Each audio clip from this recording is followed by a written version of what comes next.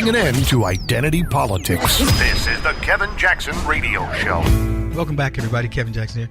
What do you think's going to happen with North Korea? You guys got any thoughts? I mean, I got to tell you, I'm listening to the saber rattling of Kim Jong-un and all these different threats that he makes to the United States. And I have to tell you, that this is the one area where I think Donald Trump is going to say enough is enough. I talk about him not being an interventionist. I don't think he would interfere with North Korea in any way, not troop-wise and what have you. I think he'd say, I don't care. But I think when you start to make threats against us, I think Donald Trump's going to say, all right, you've been asking for a battle. You've been asking for us to maybe potentially end the Korean War. So how about we start now? We got troops right along, what is it, the 54th parallel or something like that? Wherever they are. We've got troops amassed over there. So let's just go ahead and escalate and see what happens. I personally don't think the North Koreans are formidable. What do they do? Where do you practice?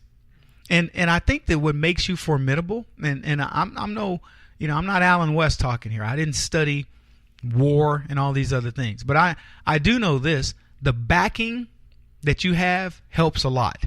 If you're a fighter and you absolutely have the people behind you who are ready to go to battle, you can't go wrong.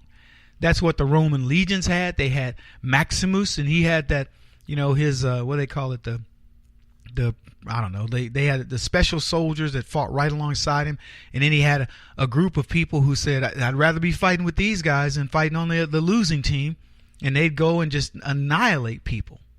And I believe that Donald Trump is going to reach a point with North Korea where it's no longer about words, and I'm sensing that time is near. North Korea best not make any more threats to the United States. They will be met with fire and fury like the world has never seen. And I don't know what's going on. I don't know whether he's enlisted China from what, I know that they voted 15-0 while I was traveling to issue sanctions against North Korea. And they've already struggled in that regard. But to get Russia and China to join in on that is pretty interesting, don't you think? See, I don't know. I wish I could tell you I knew enough about the global strategy in this. The only thing I can potentially tell you is that Trump said to them that if you allow North Korea to continue down this path, then we're going to have to retaliate with our own, with our economy. You guys have heard me say this. But we are going to strike them, and it's going to put you in a precarious situation because you're not going to be able to protect them. So you need to be sending out a sign now that says, we're not going to be your big brother, because normally neither one of these guys would side with us. I mean, I haven't looked back at the UN record on sanctions against North Korea. Maybe somebody has. If you have, give me a call. Let me know. 844-551-8255, or send me a note because I'd love to hear about it. But I don't know that we've ever gotten anything against them, especially 15-0. So it tells me that something diplomatically is happening that's pretty unusual.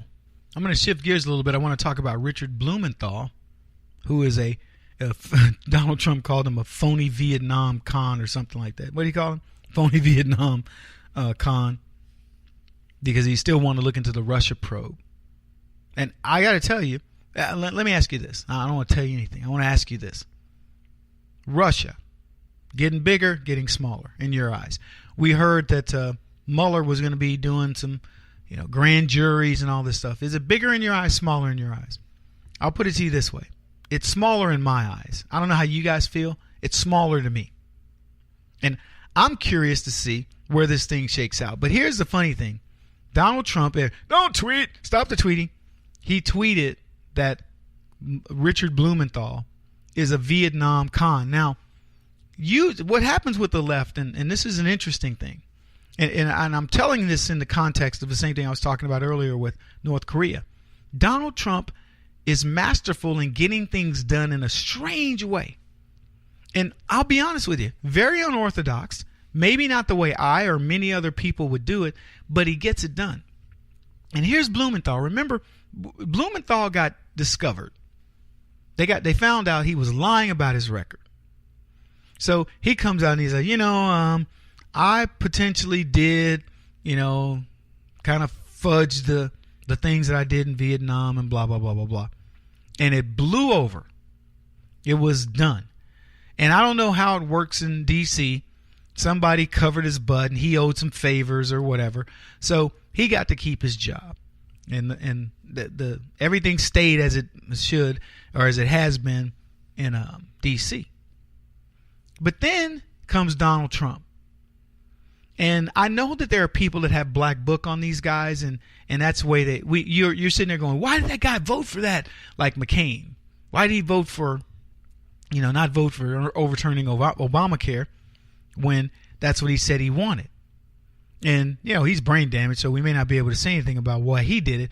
But I'm saying a lot of times you don't know what the deal is with these people. Well, Blumenthal's held this little secret.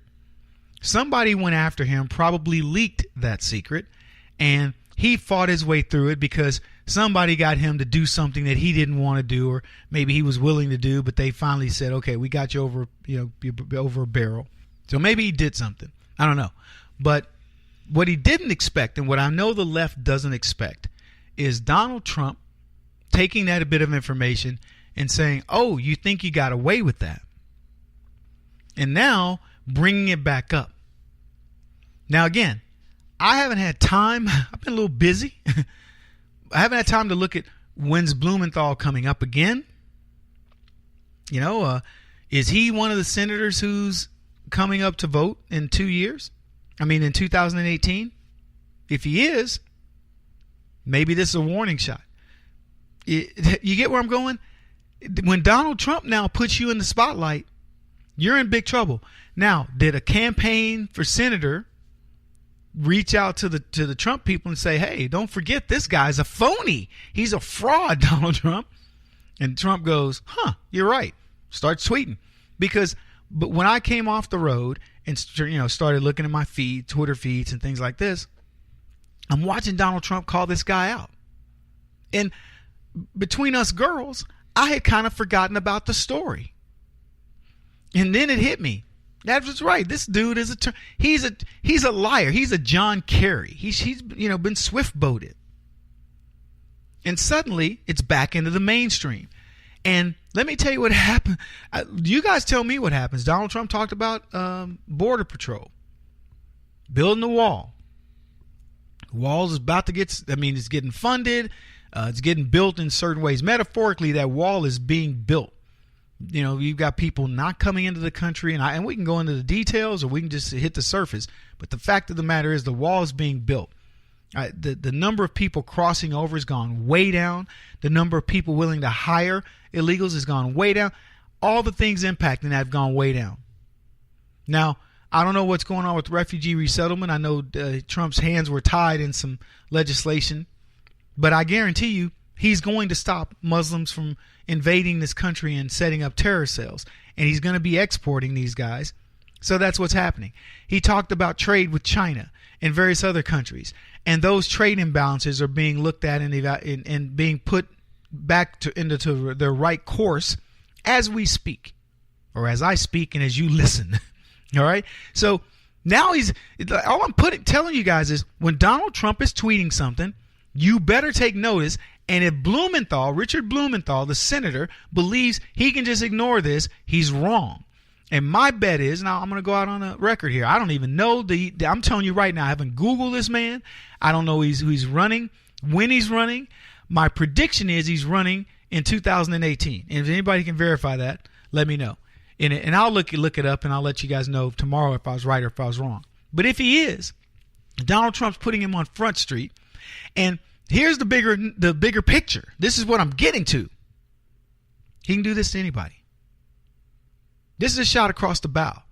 Your job now, America, is to make sure, if indeed I'm correct, that Blumenthal is running in 2018, he's one of the senators up, and Donald Trump goes after him, and Donald Trump can bring him down with a quote that says he's a con man, bring it back, something that Blumenthal thought he was done with. If Trump can bring that back, everybody in D.C. is susceptible. See, that's the deal. This isn't some run-of-the-mill tweet that you think is this innocuous thing. There is a strategy behind this tweet, is my prediction. And it isn't Donald Trump's got a lot of senators. He's got the Senate. But if he says, I'm going to win a seat from a Democrat by tweeting about it, and then I'm going to go after you other guys that think you're invincible, because I'm going to learn your dirt, and it's not going to take me very long. That's what I believe is happening. He won't stop until he's the top-rated radio talk show host in America. What kind of weird competitive freak are you? This is the Kevin Jackson Radio Show.